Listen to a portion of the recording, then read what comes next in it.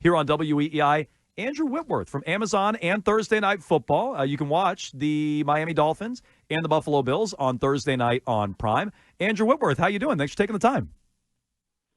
I'm good, fellas. How we doing?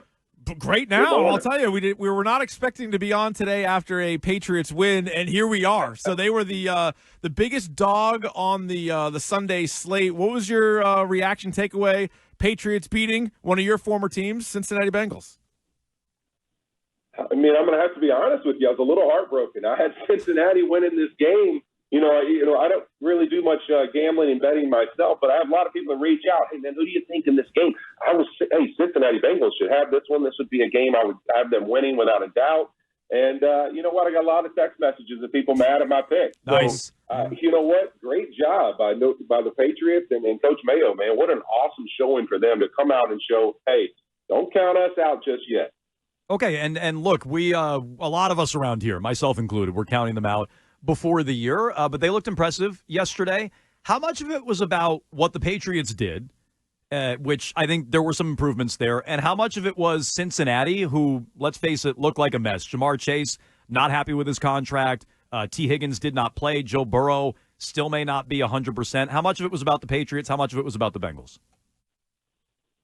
Well, I'll say this. I mean, I think the Patriots, you look at really in that game, I mean, I thought the way defensively they played, flying around, attacking the football, tackling well, really causing some turnovers. I thought Cincinnati, you look at it, there's definitely some self-inflicted wounds there. Ball security at times was very poor. And then they look like a team to me that honestly has had a lot of going on with contracts. I mean, sometimes you see that. It's like, hey, you're two of your best players on your football team can't seem to get their contracts worked out with T. Higgins and Jamar Chase. It looked like a team that is kind of done that. And you're thinking about that, and now all of a sudden we got to play in a game, and it's like, hey, we've been talking about our contracts all offseason. We've been trying to figure out what's going to happen, who's playing, who's not. It looked like a team to me that, was not prepared for, hey, when it's time to play, it's time to play. And it's not about contracts. It's not about all of that. It's about our weekly process to win a game. And Cincinnati did not look like they were prepared to play their best in that game. But for them, the good part is they've started most of these seasons the last 3 or 4 years 0-2, 1-2. They've not started very well. As it is, they've shown the ability to go on runs and win a lot of games in a row when they get hot. So I think that's what they'll be talking about in their locker room today. Whereas in the New England Patriots locker room, it's about, hey, we've shown that we're better than people thought, and what can we do to go build our own streak right now, because we got some really challenging games ahead. The big debate here for the last month was, do you play the rookie quarterback, the number 3 overall pick, or do you go with the veteran and let the rookie watch for a little while? You were in Cincinnati when the transition from Carson Palmer to Andy Dalton, and he was a second-round pick who started right away. Where do you come down on starting the rookie versus letting them watch for an extended period of time? I think the biggest thing to me is knowing where they are exactly, and also what kind of football team we're talking about. I think that if you're saying, hey, we know without a question we can protect this quarterback, he's not going to get much pressure. We have a really veteran offensive line, and we feel really good about that. Then maybe you play him depending on what he's shown in camp that he handles well or not. Because I think the thing is, sometimes we talk about these things like they're all the same. Some quarterbacks, as a rookie, they may be really developed in operating the offense. But when you get in third down calls, you get in second and long, and they don't quite understand protections, and they get a little lost in some of those audibles and checks. Whereas another quarterback may be really good in that department, and maybe the other stuff, they're not really, their ability to extend plays and do other things is not their expertise. I thought Andy Dalton, to me, in our case, she brought him up, was a guy who really understood protections and how to protect himself and what to get the team in and out of. So there was a lot of things that showed you, he can handle playing in a game really early as a young player.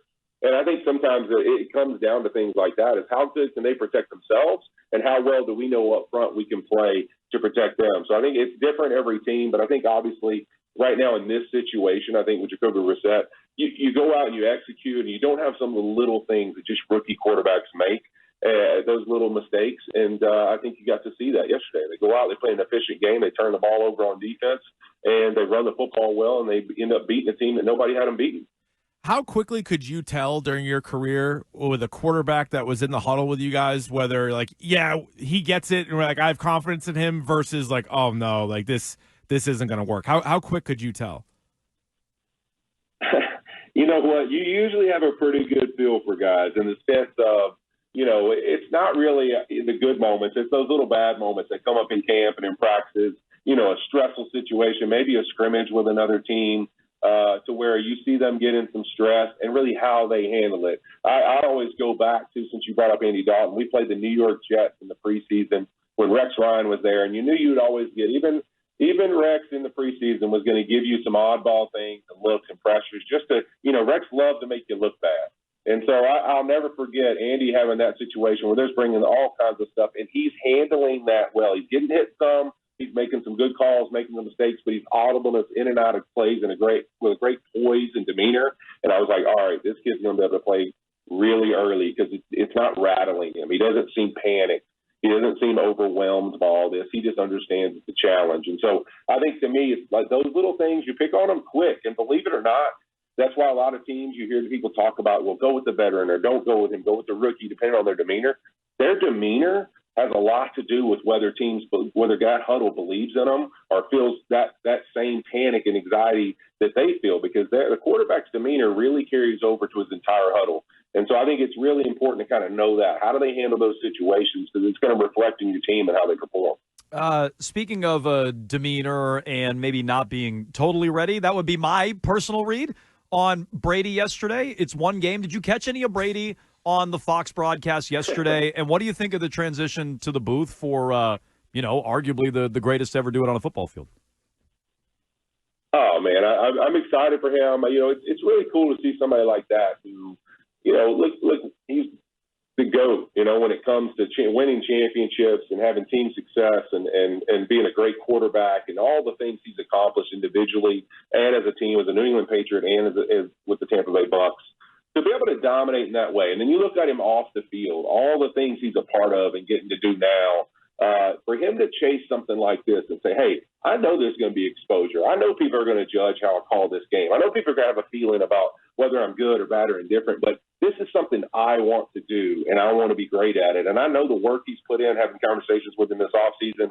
I'm just happy for him, man. I mean, listen, here's inevitably, I don't care who it is, people are going to have a take on whether they like this broadcaster or they don't.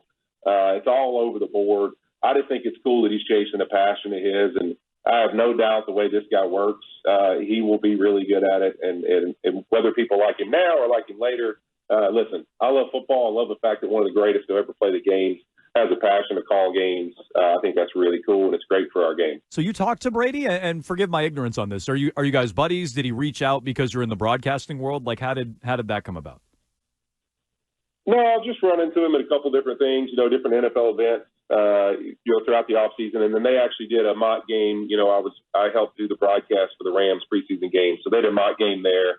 A lot of these broadcasters get out and do practice games leading up to the season. And so I got a chance to talk to him down on the field there. And, man, he's excited. And so it was cool to get to hear him kind of talk about his excitement for it and to catch up. Look, two old guys, man, old dudes. Don't forget it, man. The oldest quarterback to win a Super Bowl and the oldest left tackle to ever win a Super Bowl, baby. We're just fellowshipping about being old and gray. That's what we were talking about. Well, I'm gray. He's not. I don't know. Somehow he looks great, and I'm just getting older. Well, how about that? A connection that the two of you have. We'll be watching on Thursday in a couple of weeks when the Patriots take on the Jets on Thursday Night Football on Prime. This Thursday, it's an AFC East matchup. It's the Bills and the Dolphins. Andrew Whitworth, former left tackle, part of the Prime Thursday night broadcast. We appreciate the time. We'll be watching on Thursday night. Thanks so much.